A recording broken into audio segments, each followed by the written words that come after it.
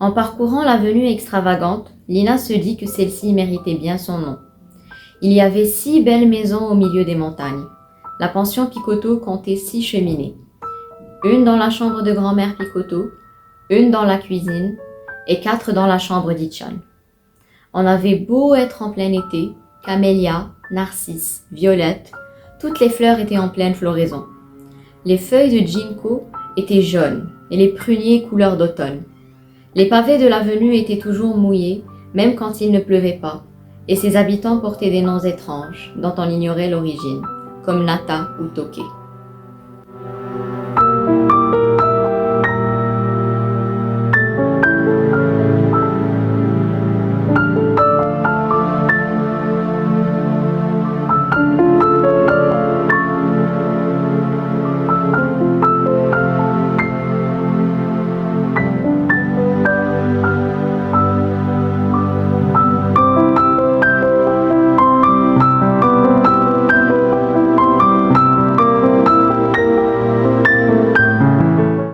Bonjour à toutes et à tous et bienvenue dans une nouvelle vidéo. Ça m'avait tellement manqué de vous filmer des vidéos en français. Donc certes, je prends beaucoup de plaisir à filmer des vidéos en anglais, mais au tout début de cette chaîne, c'était des vidéos en français, donc des avis lecture classiques en français.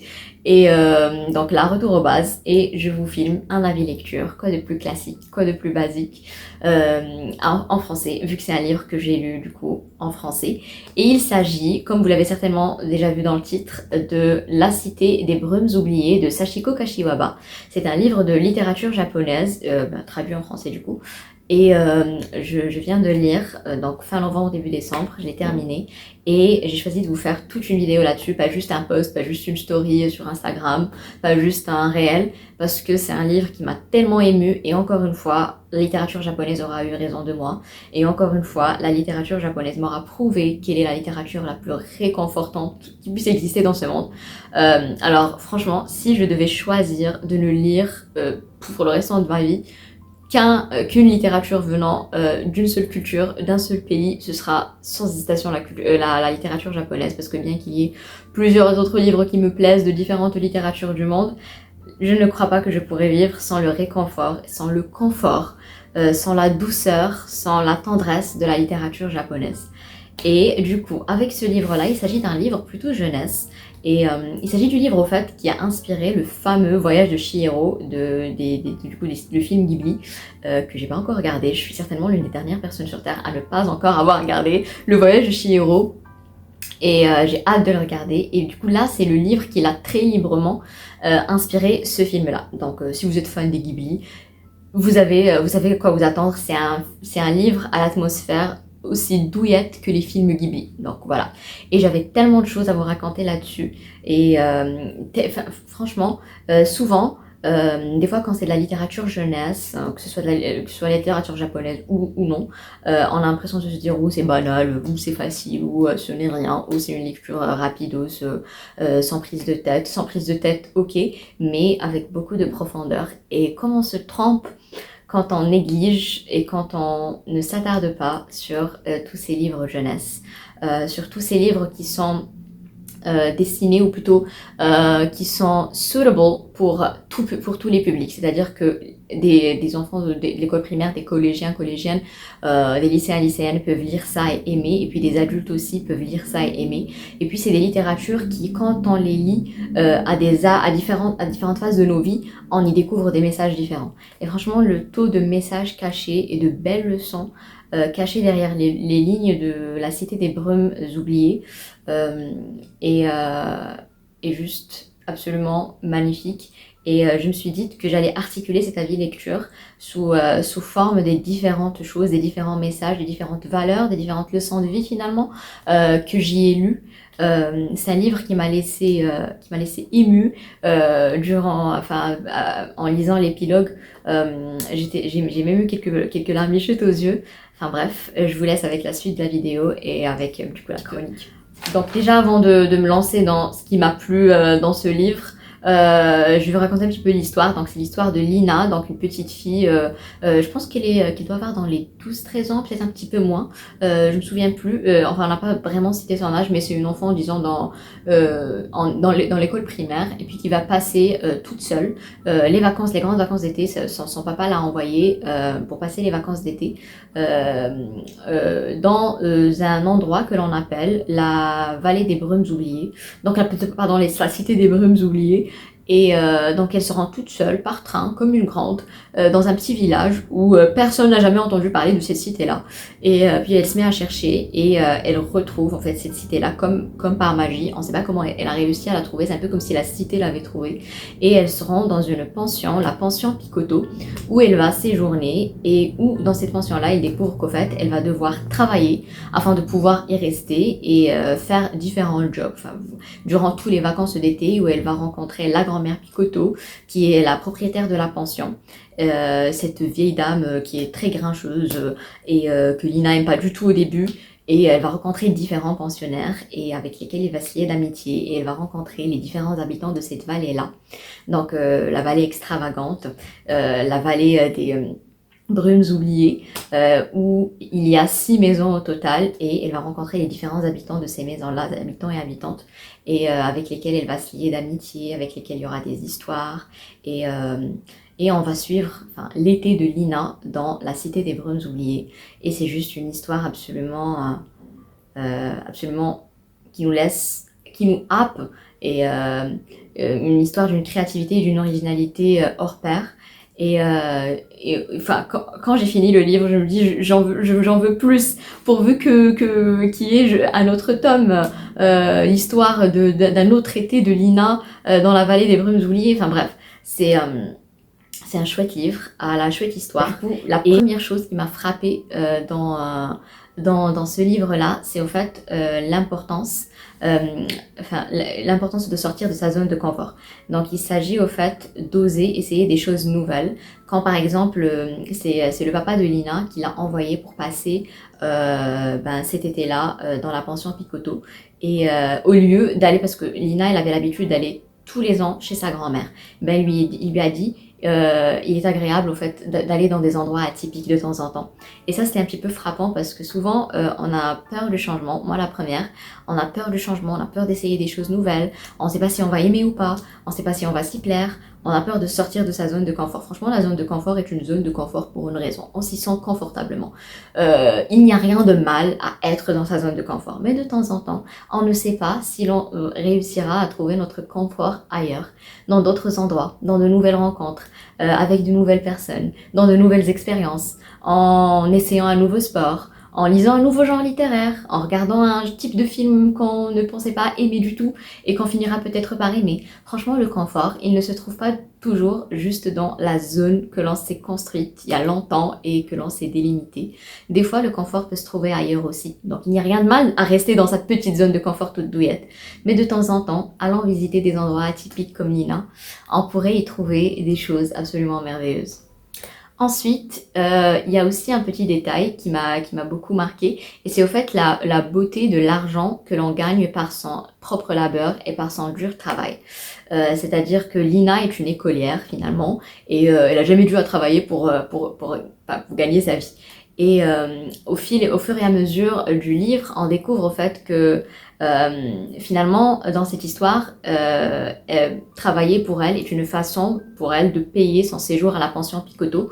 Et du coup, au bout d'un moment, quand on se dit que waouh, cet argent-là, je l'ai gagné par moi-même. Ce n'est pas quelqu'un qui me l'a donné, ce ne sont pas mes parents qui me l'ont donné, ce ne sont pas mes tuteurs ou mes tutrices qui me l'ont donné. Je suis responsable de moi-même, ne serait-ce que pour une infime part. J'ai gagné cet argent-là par moi-même. Pour Lina, par exemple, c'était j'ai gagné le droit de rester dans cette pension-là par moi-même, par mon travail. Ça, c'était beau à découvrir.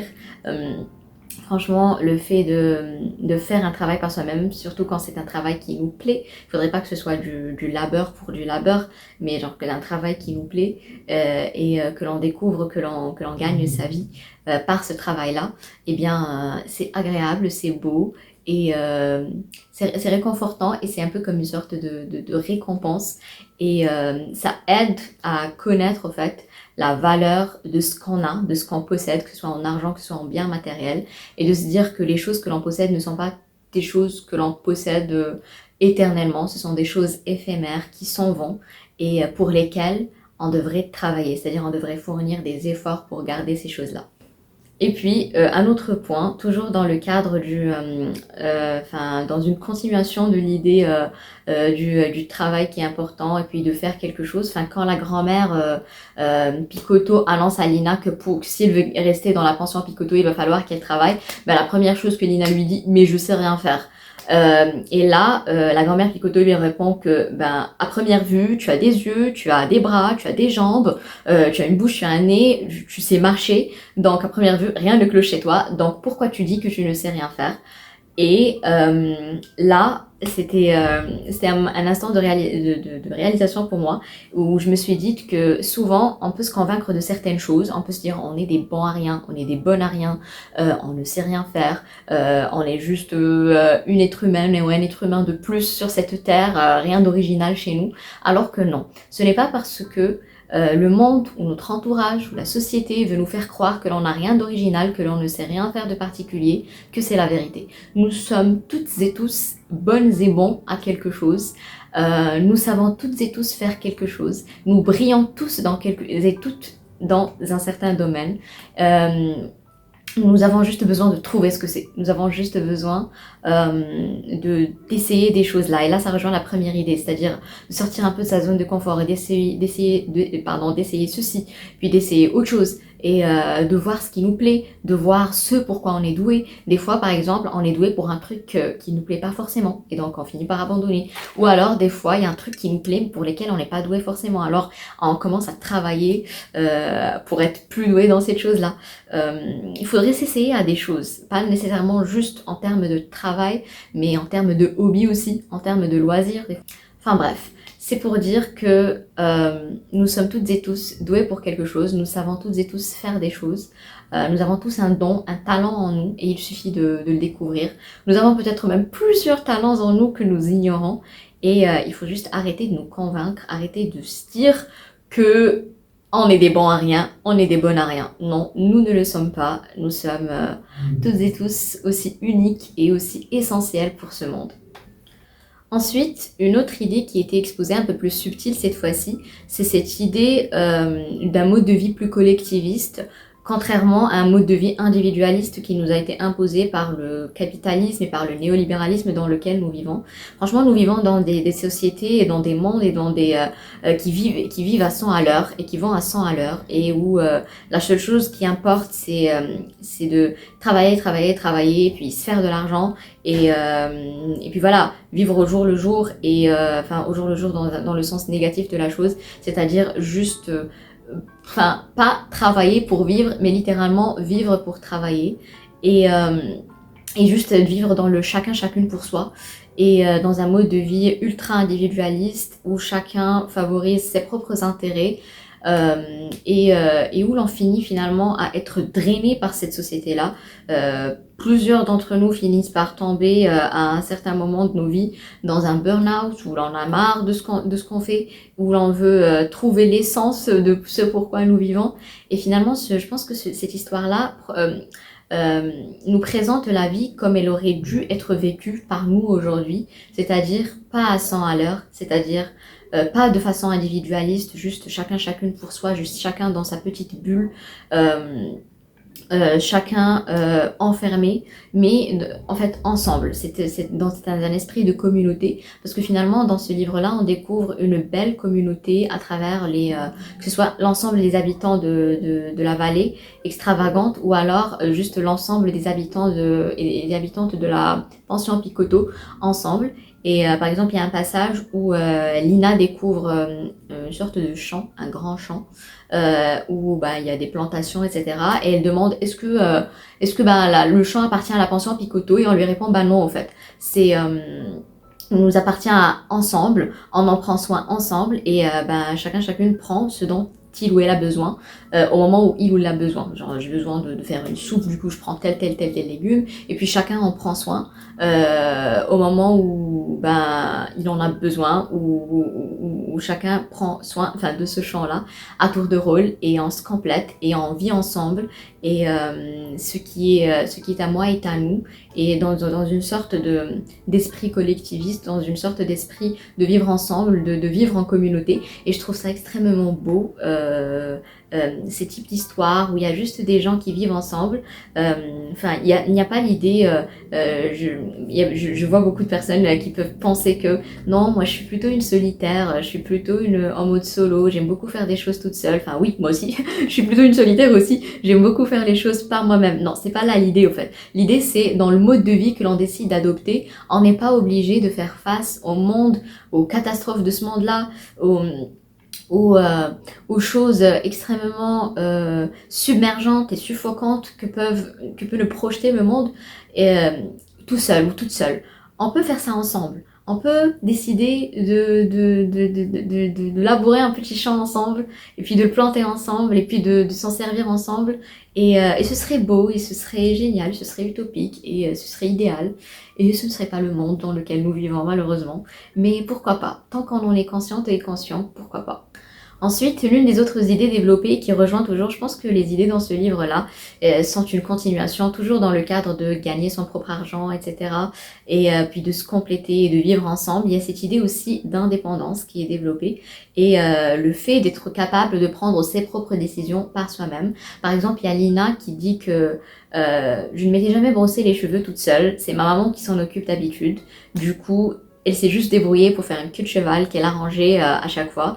Ou alors, par exemple, pour son premier jour de travail, quand elle allait travailler à la bibliothèque, enfin à la librairie, pardon, elle devait choisir une tenue et elle disait que c'est toujours ma maman qui choisissait mes tenues pour moi. Du coup, c'est la première fois que je me débrouille toute seule pour choisir une tenue et elle ne savait pas que porter au début. Du coup, elle est allée demander conseil. Et là, au fait, il y a deux idées qui se rejoignent. C'est d'abord le fait que c'est ok et c'est totalement valide de demander conseil aux autres personnes qui nous entourent et en qui nous avons confiance. Donc, c'est même vital parce que nous, encore une fois, nous ne sommes pas toutes seules ou tout seuls à vivre sur cette terre. Et heureusement, il y a des gens qui nous entourent et ces gens-là, quand on sait qu'ils veulent notre bien, pourquoi ne pas leur demander conseil? Mais de l'autre côté, il y a cette idée aussi d'indépendance. Nous sommes notre propre personne et nous devons être capables au final à partir d'un certain âge, à commencer à prendre des décisions. Enfin, ça paraît tout bête présenté comme ça, genre choisir des vêtements. Mais franchement, vous n'avez même pas idée, enfin peut-être que vous avez même une idée au fait, du temps fou que ça peut prendre par exemple le matin ou le soir de choisir que porter le lendemain.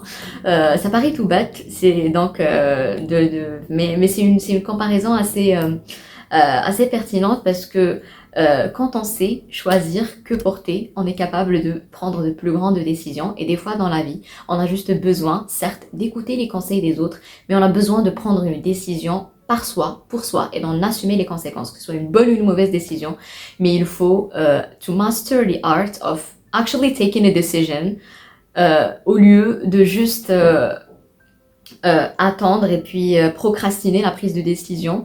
Et je sais que je le fais. Je sais que c'est quelque chose, par exemple, dont je suis coupable. C'est-à-dire quand il y a une décision importante que je dois prendre, je suis là en mode à la délier le plus possible et à la garder le plus possible aussi loin dans le futur. Mais au bout d'un moment, il faut juste se décider et se dire, ok, je prends une décision. Et là, c'est l'une des petites idées subtiles qui ont été présentées dans ce livre-là qui m'ont interpellée. Ensuite, cette fois-ci, plus niveau lecture, plus niveau livre, il y a une petite idée intéressante et assez poétique, j'ai trouvé. Enfin, il est bien connu que nous nous imprégnons en fait des livres que nous lisons, mais les livres que nous lisons s'imprègnent de nous aussi. Il y a cette idée-là où il est dit à Lina que les livres, finalement, nos livres finissent par nous ressembler, finissent par sentir comme nous, finissent par les livres, un livre, quand on le lit, il garde les traces de notre lecture. Des fois, par exemple, on l'a annoté, peut-être qu'on a mis des post-it là-dessus, peut-être que, moi je fais pas ça, mais il y a des personnes qui, par exemple, plient le livre, etc.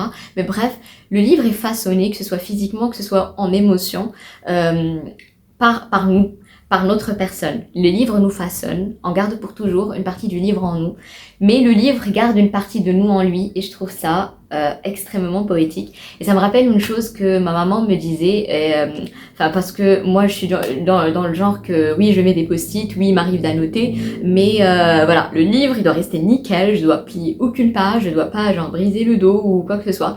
Alors que ma maman me dit, moi j'aime bien quand je tiens le livre, enfin quand elle tient le livre du coup, que le livre s'imprègne d'elle, qu'il y ait le fait qu'il l'ait plié, etc.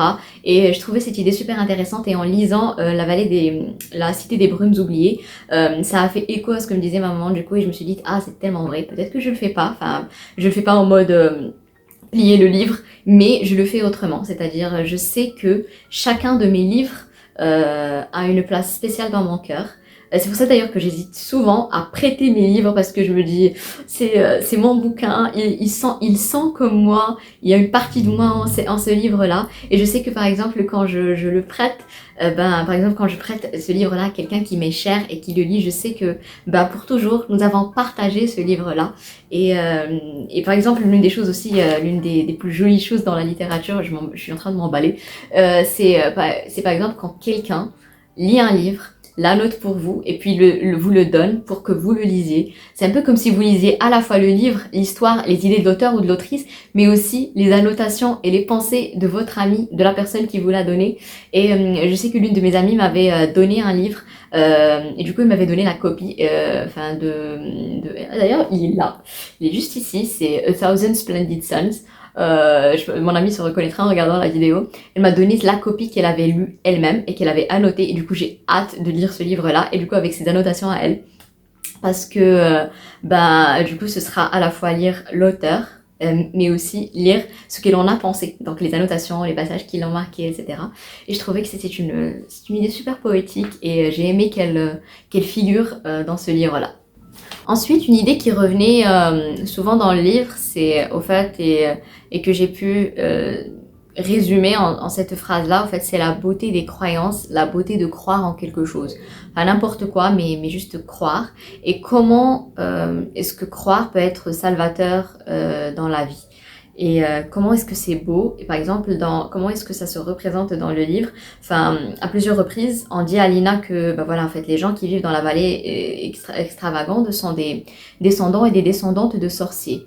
Et elle n'y croit pas au début. Et dès le début, dès qu'on lui annonce, en fait, ce qu'elle répondra, ce qu'on lui dira, c'est « tu comprendras en restant ici avec nous. Ce n'est pas parce que je te le dis que tu vas y croire. » Donc, ce n'est pas parce que les gens nous disent des choses qu'on y croit. On croit à différentes choses dans la vie, que ce soit spirituellement parlant, que ce soit religieusement parlant, mais je parle ici d'une sorte de croyance un peu plus mystique, ou alors un peu plus générale, c'est-à-dire peu importe ce en quoi l'on croit, quand on décide d'y croire, c'est que c'est vrai. Enfin, je sais pas si je suis en train de faire sens, mais voilà, ça rejoint un petit peu la fameuse phrase du Petit Prince d'Antoine de Saint-Exupéry. On ne voit bien qu'avec le cœur, l'essentiel est invisible pour les yeux. Il me semble que c'est un peu cette idée-là, que Lina ait fini par croire aussi naturellement à la réalité que oui, les personnes qui habitent dans cette vallée-là sont des descendantes et des descendants de sorciers. Et elle s'est mise à croire cette chose-là naturellement, juste en vivant avec eux, juste en regardant autour d'elle, en étant témoin de certaines choses qui se passaient dans cette vallée-là. Et donc, j'ai trouvé ça beau de la voir croire en les pouvoirs de ces gens et en la mysticité de cet endroit. Et bref, il y avait une sorte de... Je ne sais pas comment l'expliquer, je ne sais pas comment placer des mots sur ce point-là, mais c'est un peu comment est-ce que croire en certaines choses peut rendre la vie très belle. Par exemple, on peut choisir de croire en l'existence des faits, même si toute logique nous dit que les faits n'existent pas. Mais si on choisit d'y croire, dans notre cœur, c'est visible, et c'est visible pour notre cœur. Ça n'a pas besoin d'exister matériellement. Enfin, j'espère que je suis en train de faire sens, parce que dans ma tête, je fais sens, mais je pense que j'ai du mal à trouver les bons mots à mettre sur cette idée-là. Il y a aussi finalement cette idée où, vers la toute fin, Lina se demandait si elle avait rêvé, si toute cette vallée extravagante n'existait pas. Et elle cherchait finalement des indices à la réelle existence de cet endroit, et elle finit par en trouver, mais elle finit aussi par y croire. elle choisit de croire que cet endroit est réel. Et ça c'est beau. Et je trouve ça finalement, de choisir de croire, ça c'est quelque chose que je trouve d'extrêmement poétique. Ensuite, il y a cette idée et qui rejoint encore une fois le fait de le travail et l'art de trouver un travail qui nous plaît, ou alors l'art de mettre de l'amour dans tout travail que nous faisons, et l'art de finalement mettre de l'amour dans tout ce que nous faisons dans la vie. Comme ça, cet amour nous sera rendu au quintuple, décuplé même, enfin centuplé même. Bref, c'est l'art de mettre de soi, de mettre de l'amour dans tout ce que nous faisons. Et ça, je l'ai retrouvé dans le livre. Il y a cette idée, par exemple, qui est expliquée. Les poteries anciennes, fabriquées avec beaucoup d'amour, se nourrissent des sentiments de leur créateur pour prendre forme humaine. Pour ce faire, il leur suffit d'une pincée de poudre magique. Et je trouve cette personnification, plutôt cette comparaison, cette métaphore, très belle, dans la mesure où, enfin certes dans la vie la vraie, sauf si l'on choisit d'y croire, évidemment que les poteries ne se transforment pas en être humain. Mais cette façon de représenter les choses, comment est-ce que, par exemple, juste si l'on fait par exemple du crochet, faisons cela avec amour. Les créations ne seront que plus belles. Si l'on écrit, écrivons avec amour. Quand on travaille, faisons en sorte de mettre un peu d'amour dans notre travail. Quand on cuisine, faisons en sorte de cuisiner avec amour. Enfin bref, essayons, je sais que c'est difficile de faire chacune des petites tâches de la vie avec beaucoup d'amour, surtout quand c'est des tâches qui nous plaisent peut-être pas. Mais finalement, et c'est ça qui est beau avec la littérature japonaise, et en paradoxe avec les films Ghibli aussi, c'est que en lisant, je redécouvre la beauté des choses mondaines de ce monde. C'est-à-dire la beauté de faire la lessive, la beauté de faire de laver la vaisselle, la beauté de cuisiner tous les jours. Et comment est-ce qu'on peut finalement réussir, si l'on fait ces choses-là consciemment, à y mettre de l'amour malgré tout. Je sais que c'est difficile, je sais que je suis la première à trouver des difficultés à le faire, surtout après une grosse journée, après quelque chose, après être fatigué, il est difficile de se dire oh je vais prendre du plaisir à plier mon linge, alors qu'en fait non, on peut trouver des façons assez agréables de plier son linge et de se dire que c'est une chose mondaine de la vie, mais c'est une chose tellement nécessaire et tellement vitale et finalement tellement belle, et on peut faire ça, juste cette tâche tellement insignifiante avec beaucoup d'amour. Et dans ce livre, enfin tous les personnages, chacun a un job, chacun a un travail. Il y a le cuisinier, il y a le chercheur, il y a le scientifique, il y a la libraire, il y a les propriétaires du magasin de jouets. Et chacune de ces personnes-là, ben chacune est passionnée par ce qu'elle fait. Chacune a trouvé sa passion et chacune met beaucoup d'amour dans ce qu'elle fait. Et je trouve ça super beau et super poétique et super important aussi. Et finalement, je pense que je peux résumer les 3 dernières idées qui m'avaient interpellée en une seule. Enfin, il s'agit de déculpabiliser devant un monde beaucoup trop inquisiteur. Alors, l'idée est la suivante, c'est-à-dire, oui, il est important de prendre ses propres responsabilités, quand on commet une erreur, de se dire oui j'ai commis une erreur et de la corriger, de s'excuser quand on fait quelque chose qui mérite que l'on s'excuse pour. Il est important de prendre ses responsabilités en main. Mais en même temps, il est important to be gentle on yourself, d'être tendre avec nous-mêmes. Parce qu'on s'attend à ce que le monde soit tendre avec nous, et on le mérite. On mérite cette tendresse venant du monde. Mais tout d'abord, pour que le monde soit tendre avec nous, soyons tendres avec nous-mêmes. Essayons de nous pardonner à nous-mêmes. Essayons de ne pas être trop inquisiteurs et inquisitrices avec nous-mêmes. Il y a cette idée où, je pense que c'est la grand-mère Picoto qui disait à Lina, d'arrêter de se blâmer. C'est aussi le monde qui l'a faite comme elle est. Ah oui, c'est vrai. Nous sommes le produit d'une société et certes, nous avons des responsabilités, nous faisons des choix, nous sommes responsables de nos choix, mais nous sommes aussi le produit de l'environnement dans lequel on vit, de la société dans laquelle on vit, de notre entourage, de nos expériences, des choses que l'on a rencontrées, des difficultés et des joies que l'on rencontre. Et donc souvent, nos actes, les choses que l'on fait, les décisions que l'on prend sont aussi motivées, consciemment ou inconsciemment, par un ensemble de facteurs qui nous sont externes. Alors oui, il est important de se remettre en question et de se dire qu'est-ce que j'ai fait de mal pour que je ne le refasse plus. Mais il est aussi important de se dire it's okay to cut myself some slack. It's okay de se dire je mérite une seconde chance. Je mérite toutes les belles choses du monde. Je mérite de me pardonner et de me dire que je suis parfaitement imparfaite. Donc, soyons tendres avec nous-mêmes parce que personne ne le sera avec nous tant qu'on ne le sera pas avec nous-mêmes. Et ça, c'est juste tellement, tellement important. Et donc voilà, c'est un petit peu les idées qui se rejoignent dans être, se déculpabiliser, arrêter de se sentir coupable pour toute chose devant ce monde qui est trop inquisiteur et de se dire que la perfection n'existe nulle part. Et finalement, tant mieux, parce que il y a une phrase dans le livre qui dit « Les gens parfaits sont ennuyeux finalement, n'est-ce pas ?» Oui, la perfection n'existe nulle part.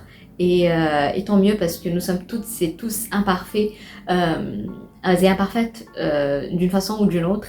Et c'est pourquoi il est essentiel que nous vivions ensemble, en communauté, qu'on se complète, qu'on complète les imperfections des uns et des autres. Parce que peut-être que finalement, dans une société idéale, dans un monde idéal, utopique, la perfection serait atteinte en joignant toutes nos imperfections. Il y a aussi cette idée au fait que c'est ok de pleurer quand on sent le besoin de pleurer. Parce que Lina, quand elle va d'abord dans la pension Picoto, il y a des choses, beaucoup d'obstacles qui la rencontrent, et il y a beaucoup de choses qui vont de travers avant qu'elle n'arrive à destination. Et puis quand elle arrive, elle rencontre cette grand-mère grincheuse qui lui dit qu'il faut qu'elle travaille pour qu'elle puisse rester à la pension Picoto. Et puis là, elle se met à pleurer, et elle se dit « Mais je pleure depuis ce matin, pourquoi pourtant je ne suis pas une pleurnicharde ». Et ça, c'était un petit peu frappant parce que l'on soit pleurnicharde ou non, c'est ok des fois de se permettre de juste pleurer, de juste lâcher prise et de lâcher toutes les larmes de son corps, parce que des fois franchement ça fait du bien de se dire ouf, j'ai relâché la pression, j'ai pleuré, voilà, je me sens mieux. Voilà, c'est donc juste ok d'être vulnérable de temps en temps, de pleurer, il n'y a rien de mal à cela, il n'y a que force dans la vulnérabilité. Voilà, nous arrivons à la fin de cette vidéo. Merci beaucoup d'avoir suivi jusqu'à la fin. J'espère que je vous aurai convaincu de lire La Cité des Brumes oubliées de Sachiko Kashiwaba. C'est un chouette livre, c'est une autrice absolument géniale. Je suis d'ailleurs en train de lire un autre de ses livres qui s'appelle La Maison des Égarés, qui me plaît tout autant. Je suis presque à la moitié et je suis juste absolument enchantée par l'atmosphère de cet autre livre-là. Donc La Cité des Brumes oubliées aura été de très belles leçons de vie. Une très belle lecture, extrêmement émotive et réconfortante, mais aussi très bien écrit. Donc la plume de l'autrice est divine, il y a des descriptions mais absolument juste waouh. Et c'est un livre que je vous conseille, que je vous recommande et que je vous recommande de recommander et que je vous recommande de recommander aux différentes personnes que vous connaissez de différentes tranches d'âge. C'est-à-dire recommandez-le aux enfants, ils y verront des choses. Recommandez-le aux adultes, ils y verront aussi d'autres choses. Et voilà, donc dites-moi si vous avez lu, peut-être que vous avez déjà finalement lu ce livre, que vous le connaissiez. Dites-moi si vous avez lu, regardez aussi Le Voyage de Chihiro. Dites-moi à quel point est-ce que l'histoire du Voyage de Chihiro ressemble à ce livre, parce que encore une fois c'est une adaptation certes de ce livre-là, mais c'est une adaptation qui est très libre. Et donc moi j'ai hâte d'aller regarder Le Voyage de Chihiro. Et du coup je vous laisse sans plus trop blablater encore. J'espère que la vidéo vous aura plu. Mais n'hésitez pas à me parler, à discuter, à papoter avec moi en commentaire, ça me fait toujours plaisir. Je vous dis à très bientôt dans une nouvelle vidéo et comme toujours, je vous aime.